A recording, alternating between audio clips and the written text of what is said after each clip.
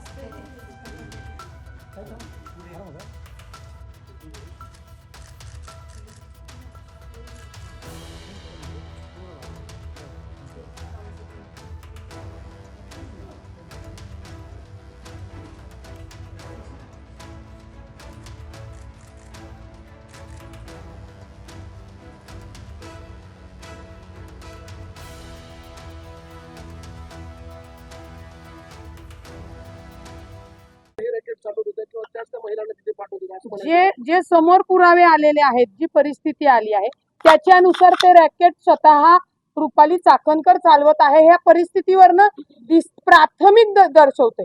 आता सीपी साहेबांना तो अधिकार नसल्यामुळे, म्हणजे त्यांच्या कार्यक्षेत्राचा तो अधिकार त्यांना नसल्यामुळे ते त्याच्यात आम्हाला डिटेल माहिती देऊ शकत नाही. तेजस्विनी सातपुते देऊ शकतात. का रुपाली चाकणकर यांना तुम्ही अजूनपर्यंत चौकशी केली नाही? त्यांच्याकडं सगळे रोज एका महिलेचे व्हिडिओ बाहेर येत आहेत.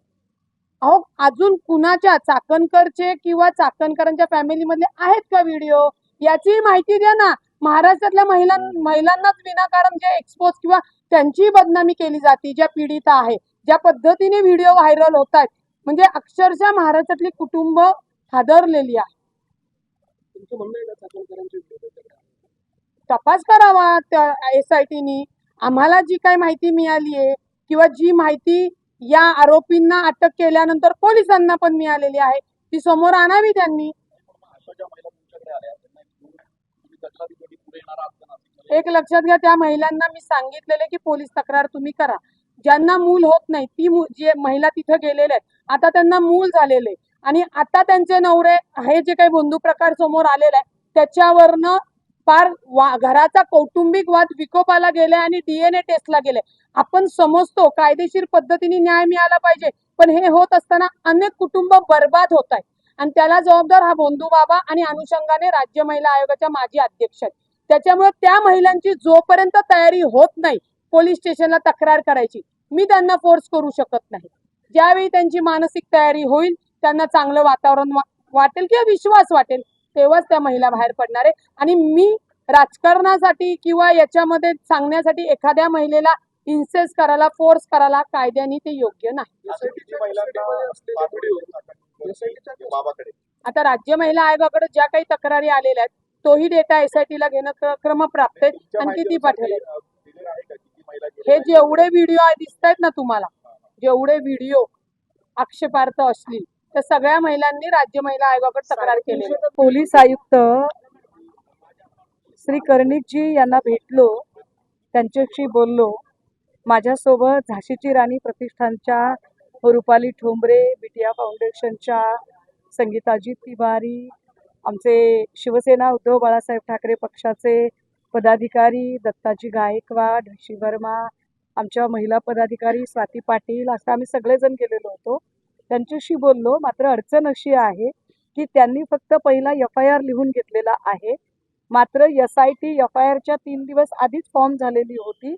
त्यामुळे त्यांचं असं म्हणणं आहे की त्यांनी त्यांच्याकडे असणारं जे काही डॉक्युमेंटेशन आहे ते डॉक्युमेंटेशन SIT कडे वर्ग केलेलं आहे आणि IO सुद्धा तिकडे गेलेले आहेत सूर्यवंशीजी. त्यामुळे या सगळ्या प्रकरणातली जी काही आत्ता तपासाची गती आहे किंवा आत्ता काय नेमकं आमची प्रश्न आहेत त्याची जी उत्तरं आहेत ती सगळी SITशी चर्चा केल्यानंतर मिळू शकतात. त्यामुळे आत्ता कदाचित मी आपल्याला इतकं काही ठोस सांगू शकणार नाही. आत्ता प्राईम फेजला फक्त आमचं त्यांच्याशी अतिशय प्राथमिक बोलणं झालेलं आहे आणि त्या प्राथमिक बोलण्यात एवढीच गोष्ट कळलेली आहे की तपास सगळा SIT कडे वर्ग केल्यामुळे त्यांना त्याच्यावर काहीही भाष्य करता येणार नाही. सो बेटर वे की आधी SITला आम्ही जरा भेटून घेतो, बोलतो आणि मग आपल्याशी परत एकदा बोलतो. नाही, मुळामध्ये सुषमाताईंनी सांगितल्याप्रमाणे खरात ज्याच्यात आरोपी आहे तो गुन्हा नाशिक शहरने दाखल केलेला असून तातडीने तो तपास SIT कडे गेलेला आहे. आम्ही मागणी केलेली आहे, म्हणजे झाशीची राणी प्रतिष्ठानच्या वतीने मी मागणी केलेली आहे की राज्य महिला आयोगाच्या अध्यक्षा यांना तात्काळ आपण अटक केली पाहिजे. त्यांचा सातत्याने शिर्डीमध्ये आणि आर्वीमध्ये जो काही खराताने त्या इतरांवर गुन्हा दाखल केला तो गुन्हा दाखल करण्यासाठीची पुष्टी किंवा तो गुन्हा दाखल करण्याचा दबाव रुपाली चाकणकर ज्या माजी राज्य महिला आयोग अध्यक्ष त्यांनी केला होता. त्याच्यानंतर त्यांचा या शहर पोलिसांनी जो गुन्हा दाखल केलाय त्याच्यामध्ये सातत्याने आपल्याला दिसतंय की महिलांना तिथे पाठवणे म्हणजे एवढी भयानक गोष्ट आहे की राज्य महिला आयोगाकडे आलेल्या पीडिता जेव्हा त्यांचं समुपदेशन होतं त्यावेळेला ते समुपदेशन होत असताना तुम्ही तुमच्या पत्रिकेतले ग्रह चेक करून बघा, असे असे बाबा आहेत असा करून ते प्रकरण वर्ग केलं जात होतं. त्याच्यामुळे शहर पोलिसांनी जरी प्रकरण SIT कडे दिलं असेल तरी यांच्याकडेही आम्ही कायदेशीर पद्धतीने निवेदन दिले की रुपाली चाकणकर यांना तातडीने अटक झाली पाहिजे आणि पुणे शहरामध्ये जे काही लोक आले होते ज्यांनी कुठल्या सामाजिक कार्यकर्त्याला भेटले होते ते प्रकरण का दाबलं गेलं, त्याच्यामध्ये किती आर्थिक देवाणघेवाण झाली याही तपासात गोष्टी येणं गरजेचं आहे आणि त्यांनाही गुन्ह्यात दाखल आरोपी करणं गरजेचं आहे. आता तुम्ही जो दावा केला समुपदेशन करण्याच्या वेळेला अशा कोणत्या महिला तुम्हाला भेटल्या का त्या सगळ्या संदर्भात? ज्यांना पाठवलं त्या महिला भेटल्या. ज्यांना पाठवलं तुम्हाला सांगते, हे बोंधू बाबा प्रकरण जो जेव्हापासून झालेलं आहे तेव्हापासून महिलांच्या पीडितांचे फोन येत आहेत. त्याच्यामुळे त्यांचं नाव डिस्क्लोज करणं, त्यांची ओळख न देणे या गोष्टी महत्वाच्या आहेत.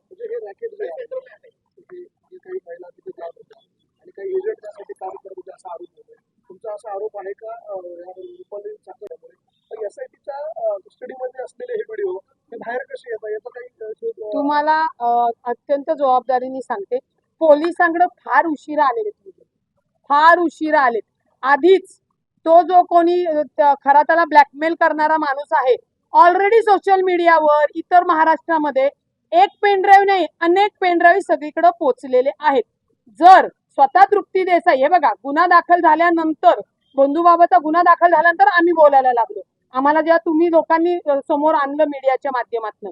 परंतु तृप्ती देसाई जर स्वतःहून येऊन सांगतायत की मला वर्षापूर्वी किंवा 2 महिन्यापूर्वी हे व्हिडिओ आले होते आणि मी CM कडे पाठवलं, मी ह्याव केलं, मी त्याव केलं.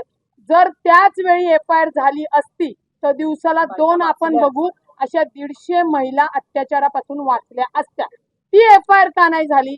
कारण का तिथे अत्यंत मोठ्या प्रमाणात तोडपाणी झाली आणि ती तोडपाणी सुद्धा चाकणकर यांनी केलेली आहे. म्हणजे संविधानिक पदावर बसून आरोपीला वाचवणे, आरोपीच्या संगनमताने ते रॅकेट चालवणे याच्यात त्या प्रमुख सह आरोपी कायद्याने होतात, कायद्याने. त्याच्यामुळे त्यांना अटक करून पुढचा तपास करणं गरजेचं. आपण म्हणतोय तोडपाणी झाली, नेमकं काय झालं?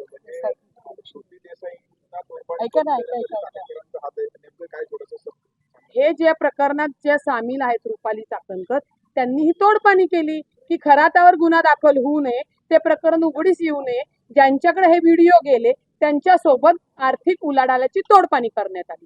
साधा सिंपल विषय. आणि तो किती कोट्यांमध्ये आहे ते SITनी त्याचा तपास करून आपल्या समोर ठेवावं. पोलीस आयुक्तांना निवेदन दिलं